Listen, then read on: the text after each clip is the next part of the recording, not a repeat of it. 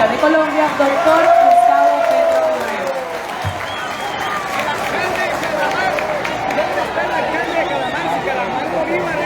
El epicentro de esto. Le agradezco a la población de Santa Lucía, su compañía, su calor, su presencia aquí en este evento.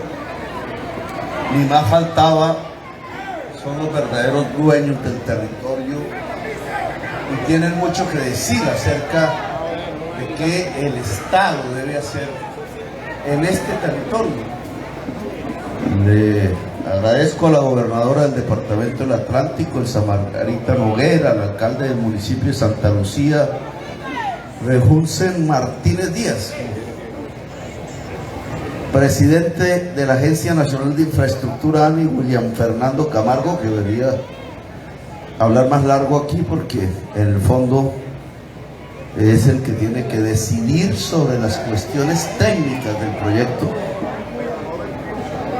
Director de la Unidad Nacional para la Gestión del Riesgo, Javier Pava, que es quien tiene que decidir ahora sobre los días que están por venir, comenzando por el actual, sobre las circunstancias de riesgo inminente que tiene la población alrededor del canal del dique.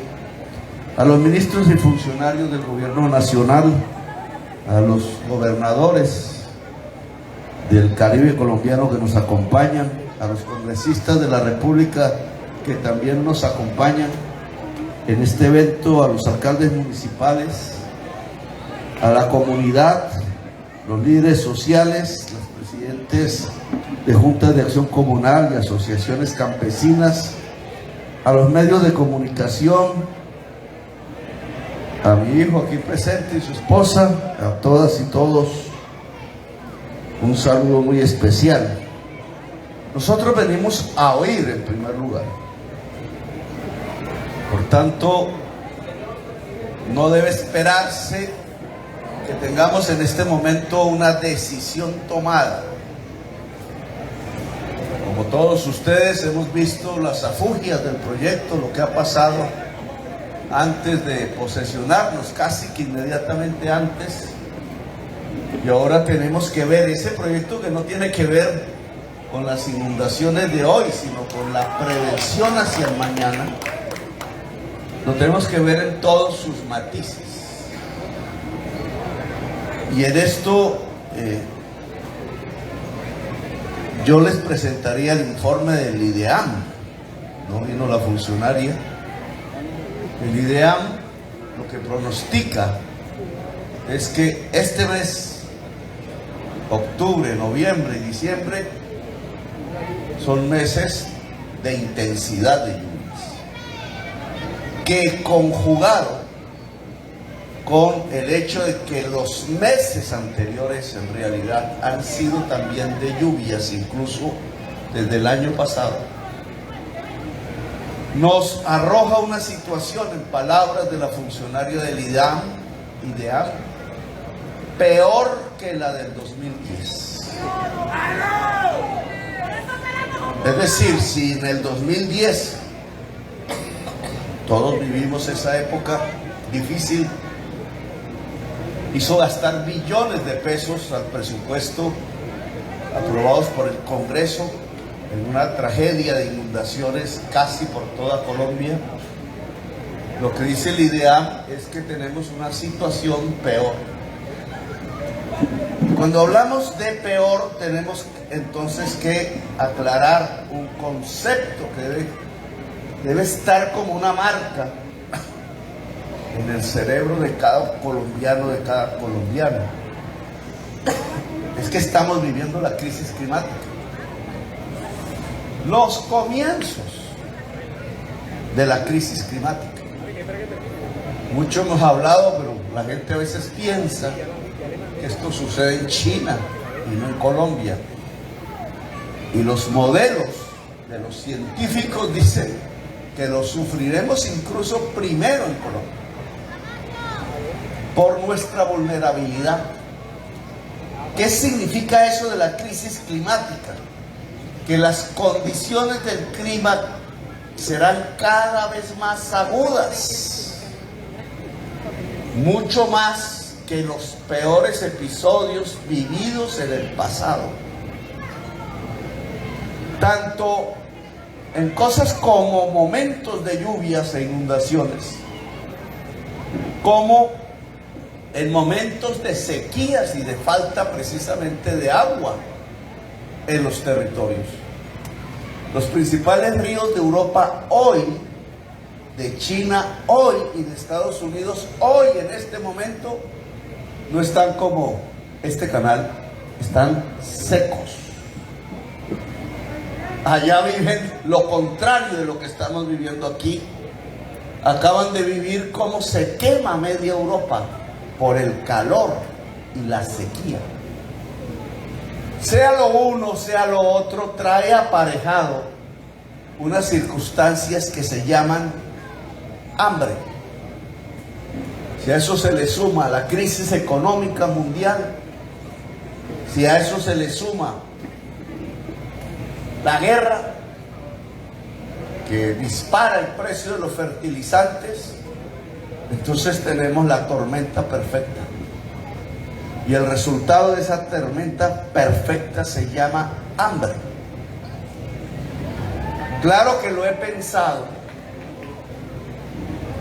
¿No es el momento acaso de una emergencia? Los congresistas podrán opinar, los medios de comunicación a nivel nacional, la sociedad toda. Pero si vamos a vivir un episodio peor que el 2010 en términos de clima, entonces necesariamente el país tiene que entrar en una emergencia económica.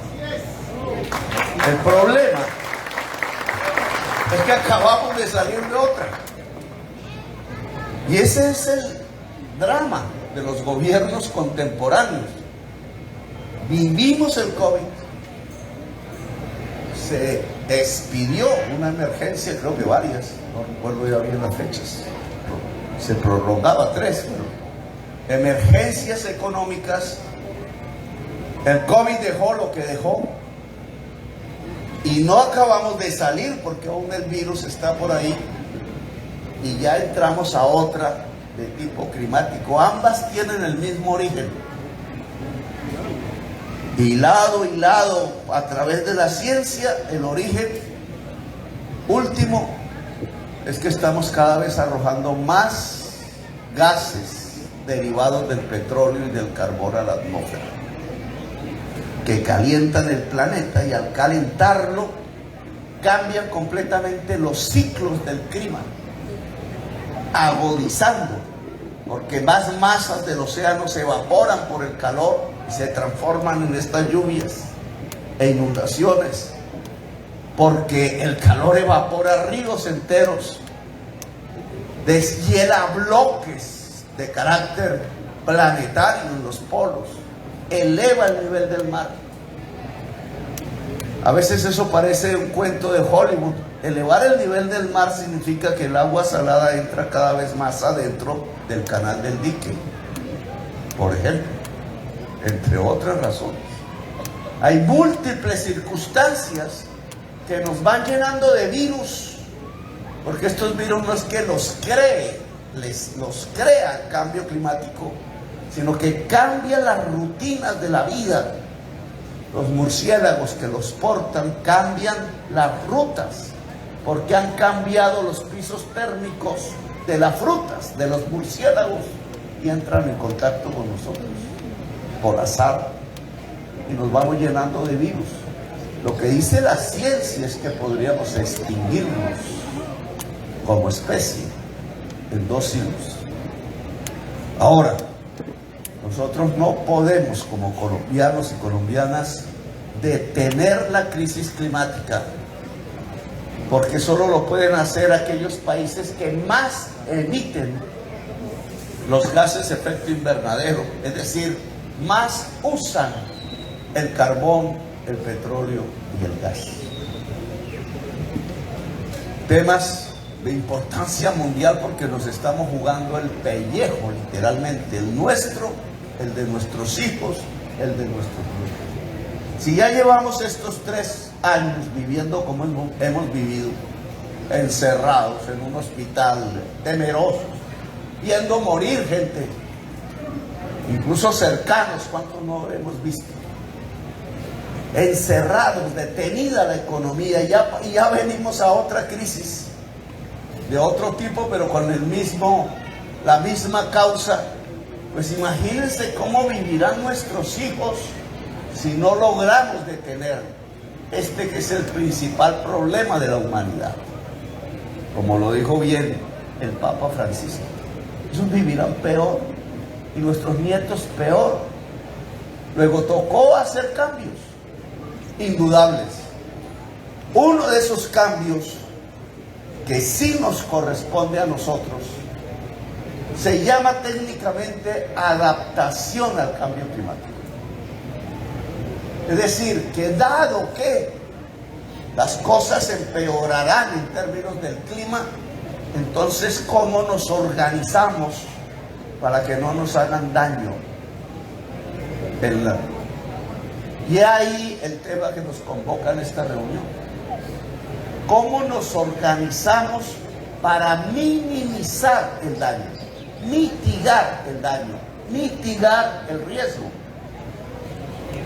Entonces yo dejo algunas interrogantes que William me ayudará a resolver en pocas horas, una vez terminada esta reunión.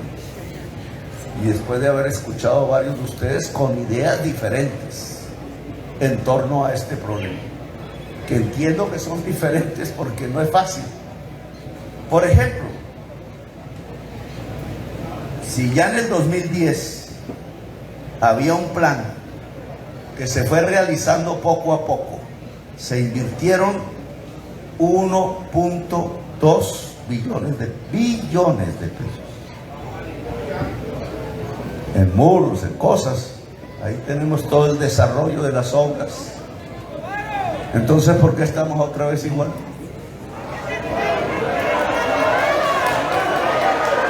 Es una pregunta que tenemos que hacernos. Lo dije en La Mojana. Ahí estaba la gobernadora, ¿cómo se dice? Reemplazante, encargada. En La Mojana hay el planteamiento de una obra más o menos similar, con esclusas, con unas compuertas de cemento, de concreto, etcétera, a lo largo de un gran kilometraje. Eso vale otros billones de pesos. Hoy La Mojana está inundada. En el año 2010, que se inundó también, entonces se dijo que había que hacer un gran jarillón, derecho, recto, sin esclusas. Y se hizo.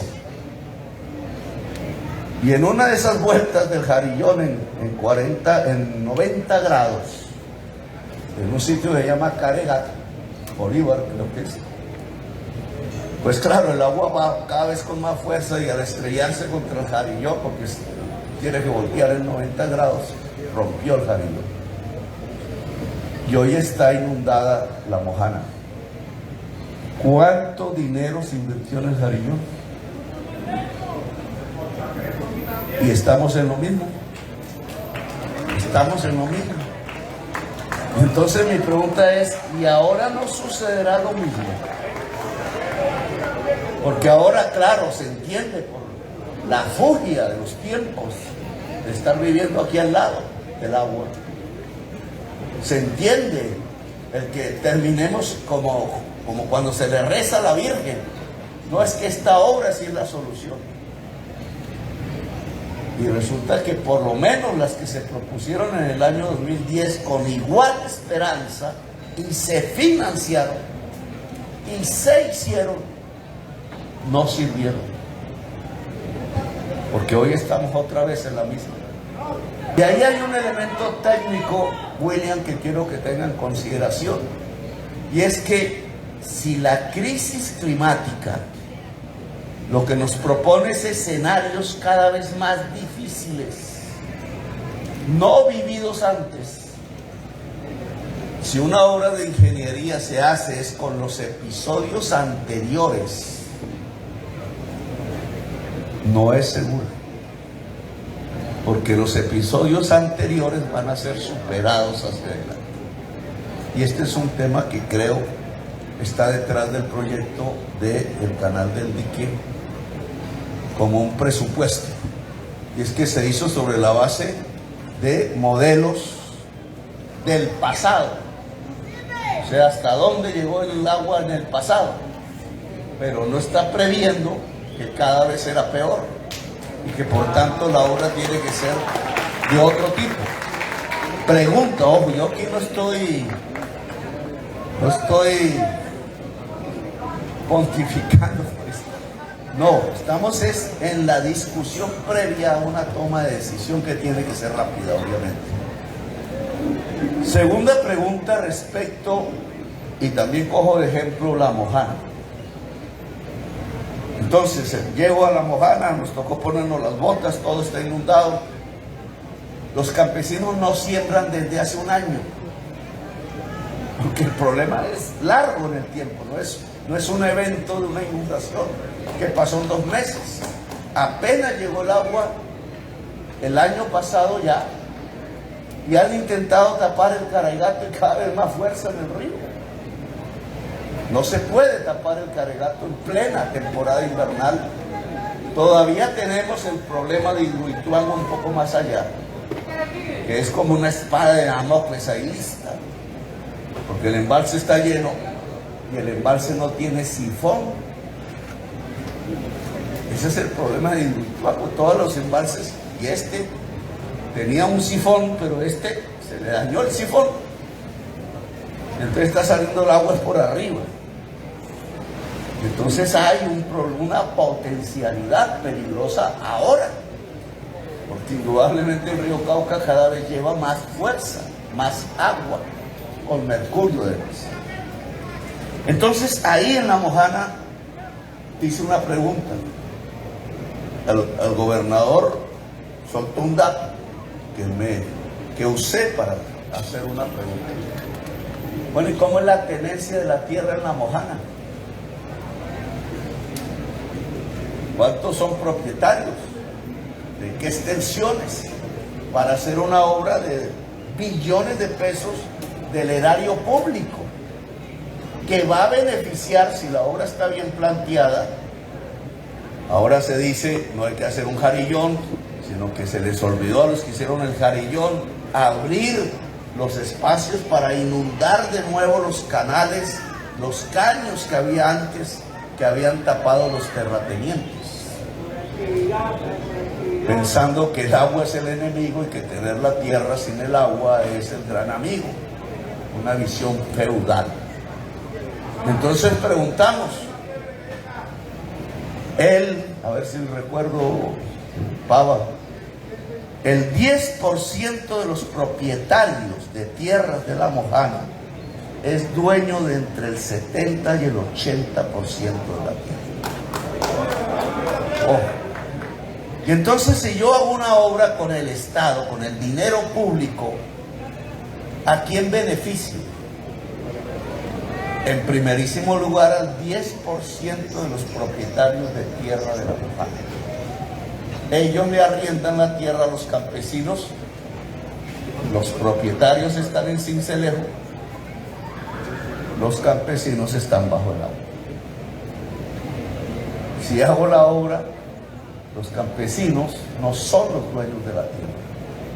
Estoy valorizándole la tierra a un grupo pequeño en número de grandes terratenientes. Y entonces yo haría la misma pregunta aquí. A lo largo, como dicen, de la bioregión, en todo el recorrido, ¿quiénes son los propietarios de la tierra? Porque si no, pues estuvo bueno. Si no, estamos repitiendo la historia de La Mojana. Y entonces aquí, y este es solo un aspecto, un aspecto. Entonces aquí hay que hacer un pacto, porque si salimos de una emergencia económica, que lo que hizo fue tramitar un endeudamiento grande del Estado para resolver los problemas sociales que dejaba el COVID.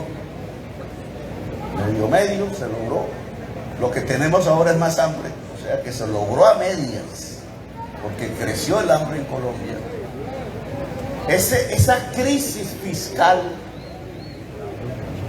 es más grave incluso que lo que la prensa dijo. Y voy a ponerlo en palabras un poco técnicas, me disculpan, para la prensa. El déficit fiscal no es de 5.6, es de 8%. ¿Eso qué es? Que los ingresos del Estado están 8% respecto a toda la economía nacional por debajo de lo que gasta. El 8% de la economía nacional en valor es el hueco, vale el hueco entre unos ingresos menores del Estado sobre lo que gasta. 8 puntos. Esos son más o menos 80 billones de pesos, más o menos. Esta obra vale 3.2, o sea, financiar esta obra va en contravía, digamos, de cerrar el hueco por donde está entrando el agua de la crisis fiscal del Estado colombiano, 80 billones. Pero es más problemático aún, y hay que discutirlo públicamente. Casi la mitad de ese déficit tiene que ver con una política hecha hace varios años, por medio de la cual Ecopetrol, para hacer la gasolina, le compra a los extractores de petróleo en Colombia al precio internacional del petróleo. Y por tanto la gasolina se produce con una base de costos que es el precio internacional del petróleo. Hoy ese precio está en 100, por ahí. El costo de producir nuestro petróleo es 28 dólares el barril. Pero no pagamos 28, ni 30, ni 32, ni una ganancia razonable, sino que para hacer la gasolina estamos pagando $100 el barril. Así se hace el precio de la gasolina. Y se estableció un fondo de compensación.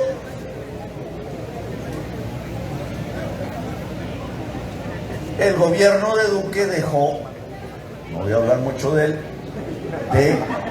en la medida que subía el precio del petróleo, de subir el precio de la gasolina al consumidor.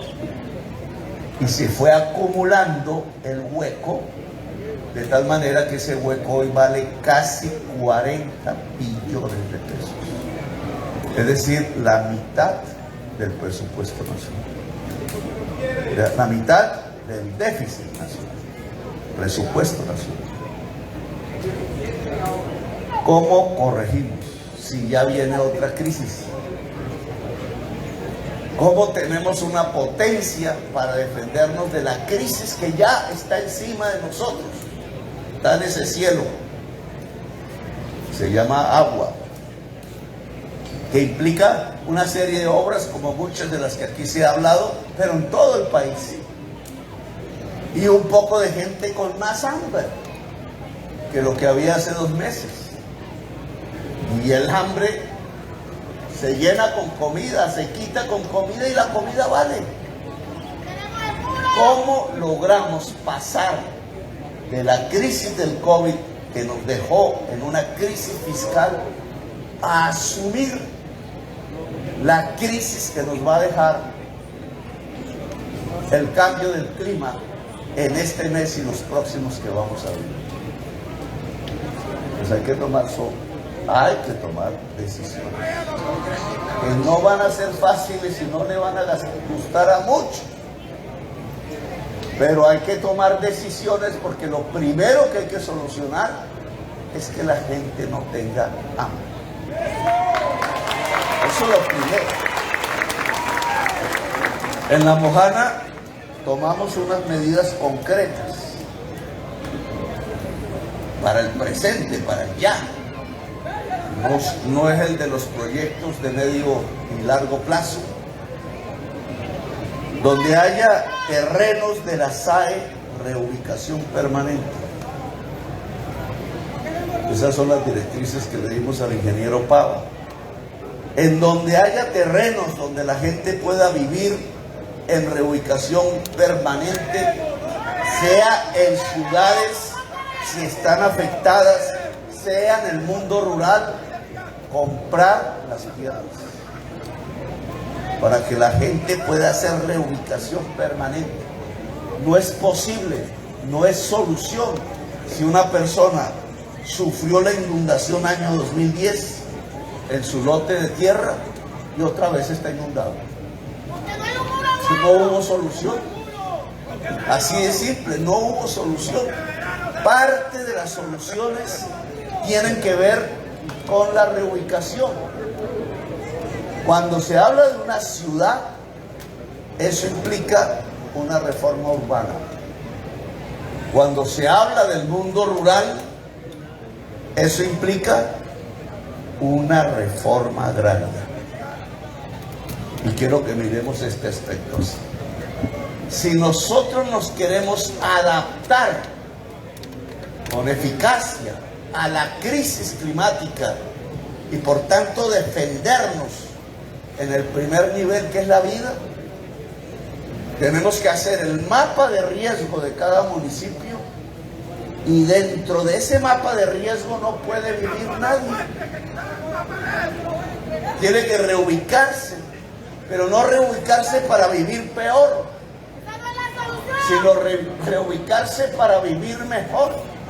Es decir, que si se habían llevado los campesinos arrinconados en un playón con el peligro de la inundación, ahora los campesinos deben tener tierras igual o más fértiles, pero sin el peligro de una inundación. Esos planes en cada municipio varían. Por eso hemos solicitado que en cada municipio se instale un comité de crisis climática, y hay que llamarlo así, porque eso es la realidad de lo que estamos viviendo, con participación de la ciudadanía, para que las diversas visiones se puedan recoger en un plan de adaptación a la crisis climática en el municipio, que yo creo implica, en grados donde el riesgo es altísimo, reubicaciones permanentes. Que yo creo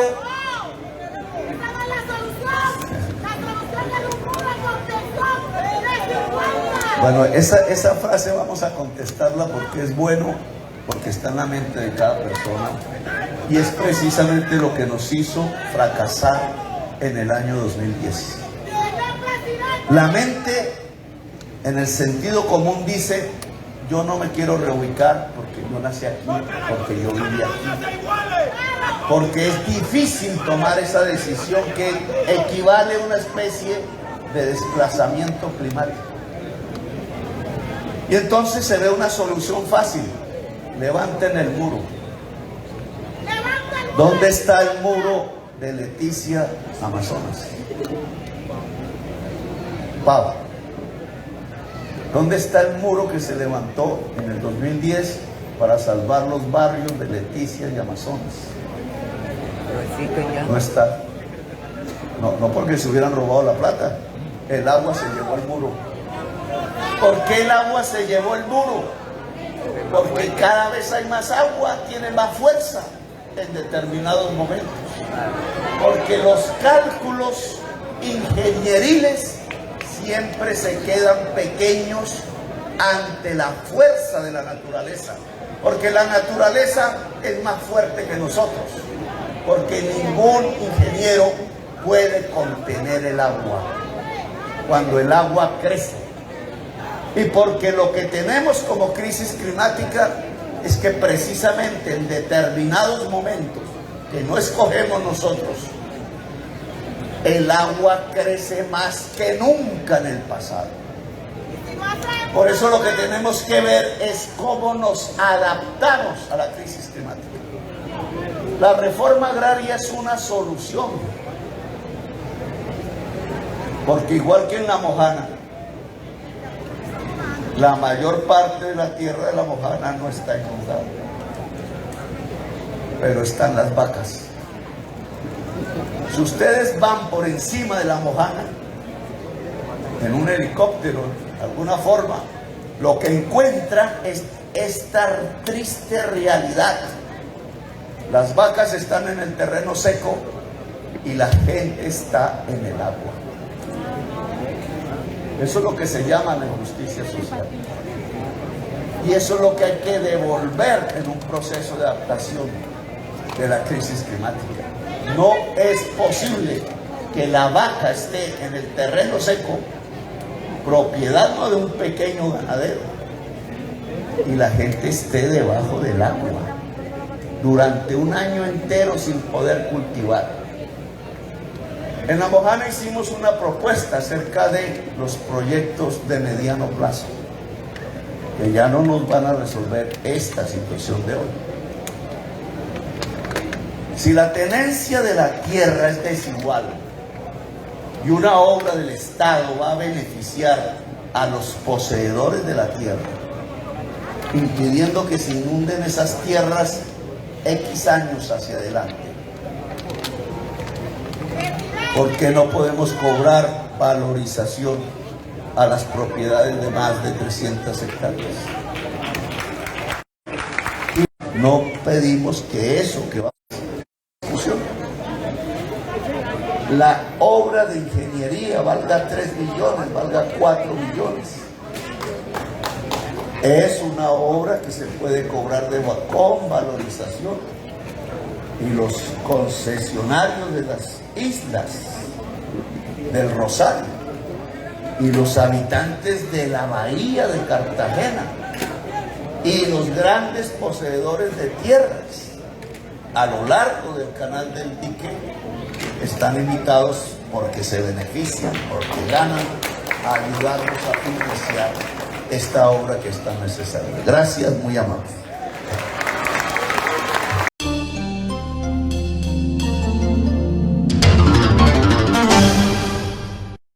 Si te gustó escuchar este artículo, suscríbete a nuestro canal, 90 Segundos Noticias.